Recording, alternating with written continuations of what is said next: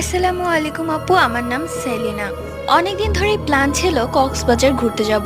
অবশেষে সেই দিনটা চলে এলো। সকাল থেকেই ব্যাগ গোছানো শুরু করে দিয়েছি। রাতেই আমরা রওনা দিয়ে দিলাম। আমি, আমার বড় ভাই এবং আমার কাজিনরা মিলে যাচ্ছি। তাই মনের মধ্যে অন্যরকম একটা আনন্দ হচ্ছে। বাসে উঠেছি, যে যার সিটে বসে পড়েছে। আমার সিটটা ছিল জানালার সাথে। আর আমি যতবার বাসে উঠেছি সবসময় জানালার পাশেই বসতাম, কারণ বাহিরের ভিউটা দেখতে আমার অনেক বেশি ভালো লাগতো। বাস চলতে চলতে অনেক রাত হয়ে গেছে।